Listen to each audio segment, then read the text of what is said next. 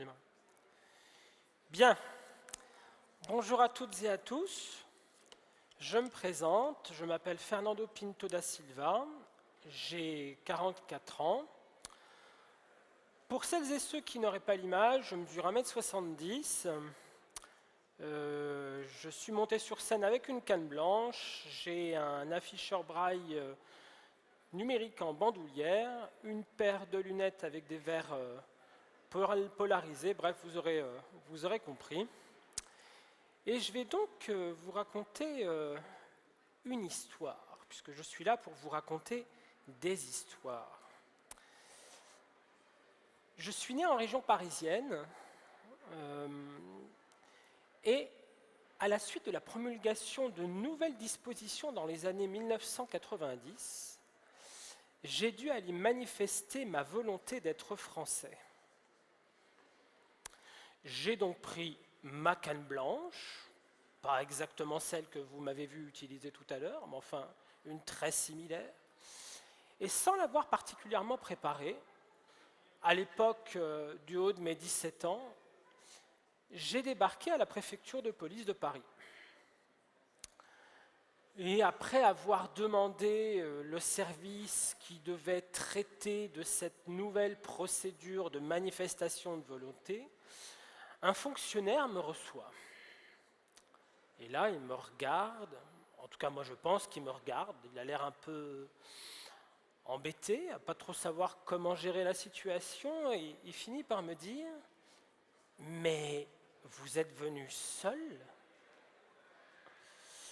Et moi je me retrouve aussi un peu curieux, c'est-à-dire que je me dis en même temps on me demande de venir manifester ma volonté, j'ai 17 ans, j'ai l'âge pour le faire, oui je suis venu seul en fait, où est le problème exactement?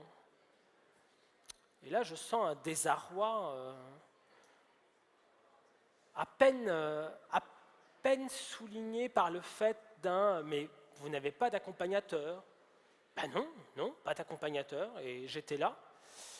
Et il fallait donc que ce fonctionnaire il donne suite à ma demande en réalité. Ce qu'il a fini par faire, on a rempli un formulaire, puisque donc c'était attendu à l'époque, je l'ai signé, et je repars. Alors pourquoi je vous raconte ça en guise d'introduction aujourd'hui? Pour vous dire que de ce jour-là, j'ai compris que le problème, bien souvent, ce n'était pas forcément moi en fait, mais c'est plutôt ce que les autres projettent sur moi. C'est-à-dire ce que les autres projettent sur le handicap, sur une situation attendue. Pour paraphraser un auteur célèbre, le problème, c'est pas moi, le problème, c'est les autres. Et en réalité, ce principe, sans doute déjà ancré en moi à l'époque, mais de façon assez consciente depuis cette aventure à la préfecture de police de Paris, ce principe ne m'a jamais réellement quitté en fait. Alors les années passent, et j'arrive en licence d'espagnol. Un soir, je reçois un appel d'un enseignant de l'Institut national des jeunes aveugles qui, du coup, a eu une promotion pour aller au ministère des Affaires sociales. Et il me demande donc si je serais prêt à assumer quelques heures de vacation, le temps de finir l'année, et afin que, du coup, quelqu'un puisse venir ensuite prendre le poste à la rentrée scolaire suivante. Alors je réfléchis, étudiant en situation de handicap en licence dans les années 90, ça nécessitait un peu de s'organiser, et puis bon, finalement je me dis, après tout, pourquoi pas? J'accepte, et donc je passe en contrôle final pour pouvoir continuer à préparer ma licence, et je dispense finalement mes premières heures de cours pour voir si, au passage, l'enseignement me plaît ou pas. Les 3 mois de vacances se passent et pour l'anecdote, mais vous verrez que ça n'est pas anecdotique du tout, je touche à l'époque, en 1998, 10 481 francs. Oui, je vous parle d'un temps que les moins de 20 ans ne peuvent pas connaître, c'est-à-dire un temps où c'était des francs. Et bon, je suis assez content des vacations, je continue mes études, je m'inscris en maîtrise et l'année suivante, la Caisse des allocations familiales, qui à l'époque examinait les droits qu'on pouvait avoir en matière d'allocation quand on était handicapé, non pas sur les 3 derniers mois, mais sur les 12 derniers mois. Donc la Caisse d'allocation familiale m'adresse un courrier en m'indiquant qu'ayant travaillé en 1998, elle réajustait les allocations pour tenir compte de ces quelques mois travaillés. Bon, jusque-là, bon, c'est la règle. Réexamen qui, tout confondu, allait me coûter 12 000 francs. Ce qui me permet aujourd'hui d'affirmer, sans ironie, sans galéjade, que mon premier emploi m'a permis non pas de gagner de l'argent, mais bien d'en perdre en réalité. Chose que je ne savais pas évidemment au moment où j'ai pris ces vacations. Mais je dirais que de façon générale, cette injustice a elle aussi été porteuse d'enseignements sur la valeur, autre que pécuniaire évidemment, que j'accorde au travail en réalité. C'est-à-dire, si la question qui se posait à moi à l'époque, et c'est sans doute d'ailleurs encore un peu le cas aujourd'hui dans un certain nombre de situations, c'est de dire, est-ce que je vais prendre un travail pour gagner de l'argent ou quelles sont les autres valeurs qui me poussent aujourd'hui à prendre un travail, à chercher un travail, à traverser, je dirais, toutes ces difficultés pour du coup aller vers le travail. Sans doute qu'il n'y a pas que la valeur pécuniaire à proprement parler. J'ai souvent eu la chance, il faut le reconnaître, de travailler pour servir un collectif, ce qui m'a permis de rencontrer beaucoup de monde, c'est encore le cas aujourd'hui par exemple, d'échanger, parfois aussi de sensibiliser celles et ceux d'entre nous qui, éloignés du handicap, ne sont pas nécessairement conscients de nos réalités en fait. Et ça, c'est un moteur évidemment important au moment aussi de prendre un travail, de savoir comment socialement on donne de la valeur et comment du coup on porte aussi un certain nombre de nos engagements, peut-être même de notre militance dans ce qu'on arrive à produire et à mettre à disposition de la collectivité. Excusez-moi. Alors ces réalités que certaines et certains ne connaissent pas, notamment autour du handicap, depuis ces 20 dernières années, ces réalités ont considérablement évolué, notamment grâce au numérique.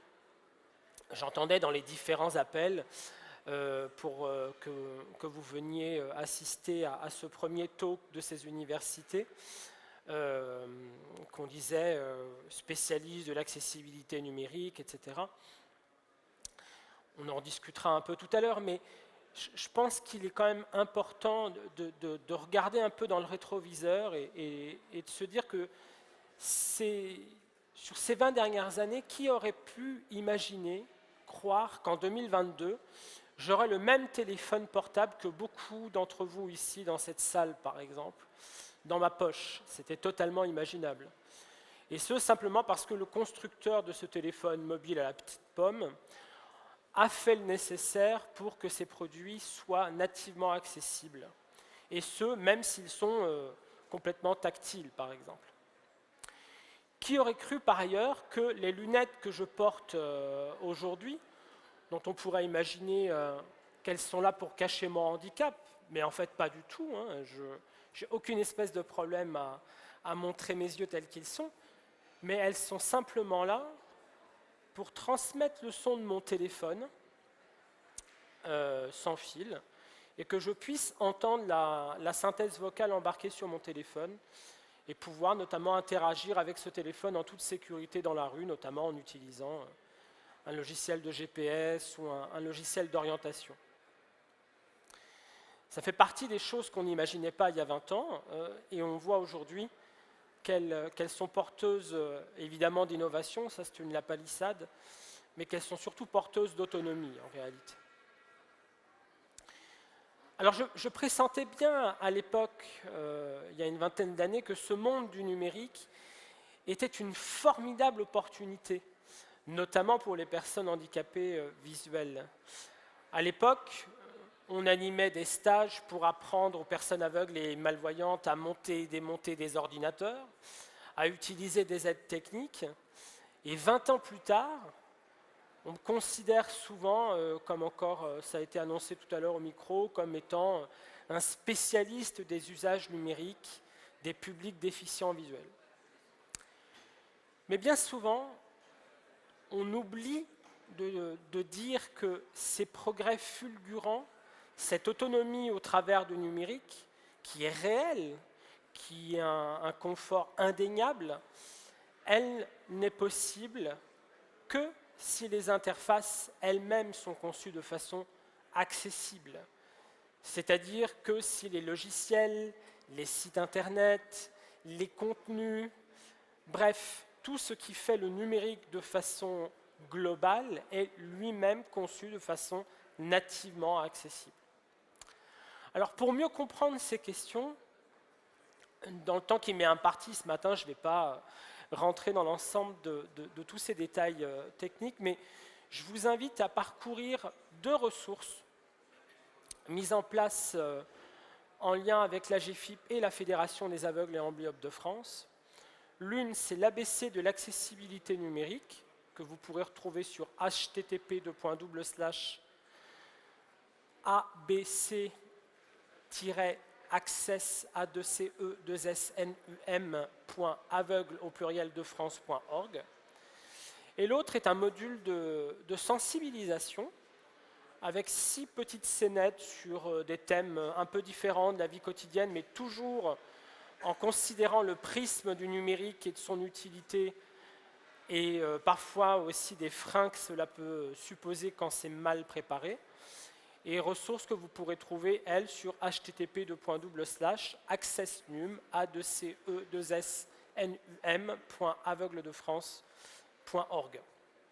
Je précise que ces ressources sont gratuites et que vous pourrez vous en emparer et les redistribuer à votre tour. Voilà, je dirais de façon synthétique ce que je voulais vous partager ce matin, parfois parce qu'on oublie qu'à force de parler de numérique, on a aussi des vies, que le numérique est là pour nous servir, mais qu'il sert aussi un certain nombre de nos démarches, de nos citoyennetés. Je crois qu'on a maintenant un temps possible pour les échanges. Je me tiens évidemment donc à votre disposition pour qu'on puisse échanger. Et par la suite, si vous souhaitez me retrouver sur les réseaux sociaux notamment, n'hésitez pas, vous me retrouverez bien souvent sous le compte F Pinto da Silva. Je vous remercie et je laisse du coup maintenant le panel ouvert aux questions et aux réactions.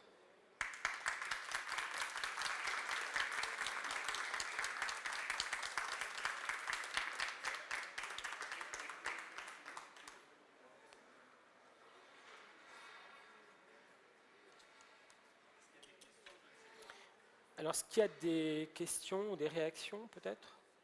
Ou pas?